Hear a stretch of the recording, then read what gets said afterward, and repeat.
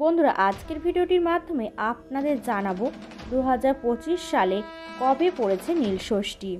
বন্ধুরা, পরিবার এবং সন্তানের মঙ্গল কামনায় যদি আপনি এই ব্রত রাখতে চান তাহলে কিভাবে এই ব্রতটি পালন করবেন এবং এই নীলষষ্ঠী পুজোয় কি কি উপকরণ লাগবে এবং এই নীলষষ্ঠী পুজো এই দুইটি জিনিস ছাড়া অসম্পূর্ণ থেকে যায়, তাই কোন সেই দুইটি জিনিস অবশ্যই আজকে আপনাদের এই ভিডিওটির মাধ্যমে জানাবো।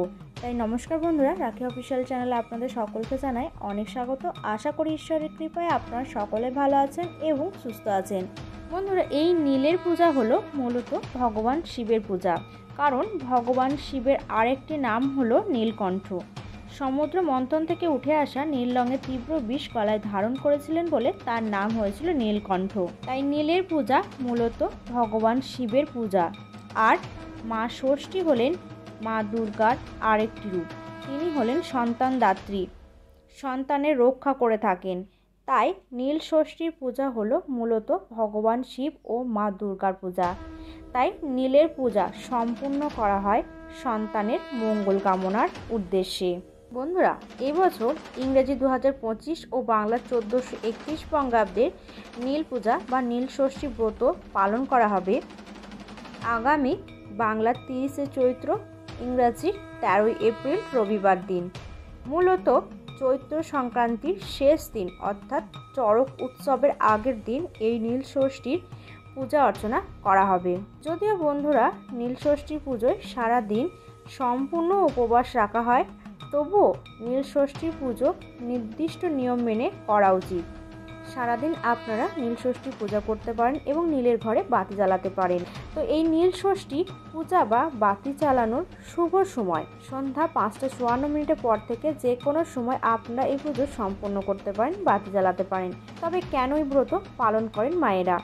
সারাদিন উপবাস থেকে সন্তানের মঙ্গল কামনায় দীর্ঘায়ু কামনা করে সন্ধ্যাবেলায় নীলের পুজো করে বাতি জ্বালান, তারপরে উপবাস ভঙ্গ করেন। দক্ষের যজ্ঞে সতী দেহত্যাগের পর পুনরায় সতী আবারও নীলধ্বজ রাজার বিল্লবনে আবির্ভূত হন। তারপর রাজা তাকে নিজের মেয়ের মতন করে লালন পালন করে বড় করে শিবের সাথে আবারও বিয়ে দেন। কিন্তু বাসর ঘরে মক্ষিকা রূপ ধারণ করে সতী আবারও দেহত্যাগ করেন। তা দেখিয়ে রাজা রানী দুঃখে প্রাণ বিসর্জন দেন, আর তারই স্বরূপ হলো নীল পূজা। বন্ধুরা, এবারে আপনাদের জানাবো এই পুজোয় কী কী উপকরণ প্রয়োজন আছে। কাঁচা দুধ, দই, ঘি, মধু, চিনি, এইগুলি দিয়ে তৈরি করতে হবে পঞ্চামৃত। এছাড়াও লাগবে গঙ্গা জল, গঙ্গা মাটি, অখণ্ড আলো চাল, সিদ্ধি, বেলপাতা, আকন্দ ফুলের মালা, নীলকণ্ঠ ফুল। এবার বন্ধুরা লাগবে ফল মিষ্টি ও একটি মাটির প্রদীপ এবং ঘি দিয়ে প্রজ্বলন করতে হবে।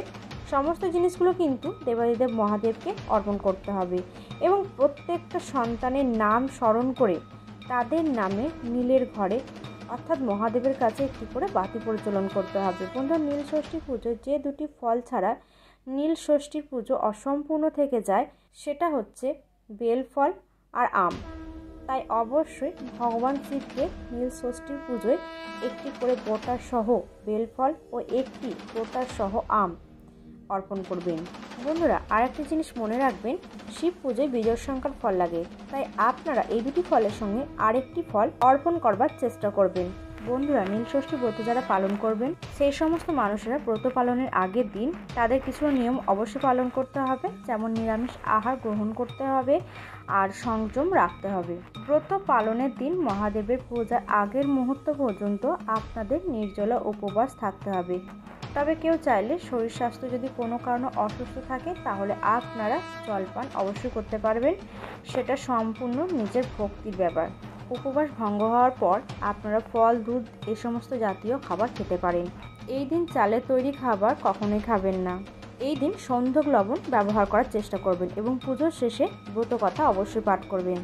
এক বামুন এবং ব্রাহ্মণী সমস্ত রকমের ব্রত পালন করতেন, কিন্তু তার সত্ত্বেও তাদের সন্তান জন্মানোর পর বেশি দিন বেঁচে থাকতো না।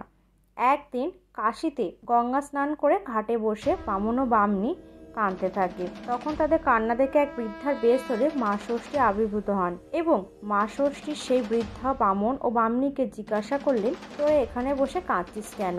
তখন তারা দুইজনে মা ষষ্ঠী রূপধারী বৃদ্ধাকে তাদের দুঃখের কথা সমস্ত কিছুই জানান।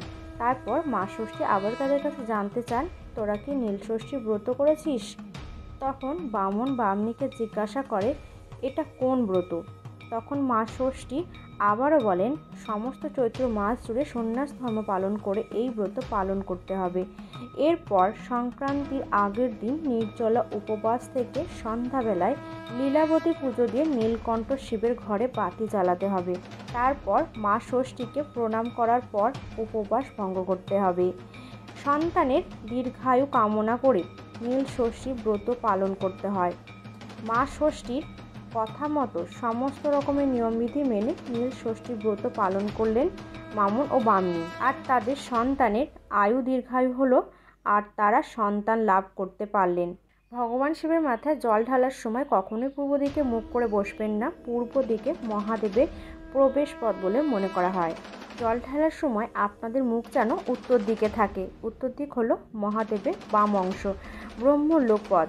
শিবের মাথায় জল ঢালার সময় আপনারা আপনাদের ডান হাতে জলের পাত্রটি রেখে দেবেন এবং বাম হাত ডান হাতকে স্পর্শ করে রাখবেন। আর ভগবান শিবের মাথায় জল ঢালবার সময় মনে ভক্তি রেখে ওম নমঃ শিবায় এই বীজ মন্ত্রটি জপ করবেন ও মাতা ষষ্ঠীর কাছে আপনারা এই কামনা করবেন, আপনাদের প্রত্যেকের সন্তান যেন সুস্থ ও সবল থাকে। তো বন্ধুরা, আজকের ভিডিওটি এই পর্যন্ত। যদি ভালো লাগে তাহলে অবশ্যই এটি লাইক করবেন এবং চ্যানেলটিকে সাবস্ক্রাইব করে নোটিফিকেশন বেল আইকনটি অন করে রাখবেন এরকম আরও নতুন নতুন ভিডিও দেখার জন্য। আর কমেন্ট বক্সে অবশ্যই লিখতে ভুলবেন না ওম নমঃ শিবায়।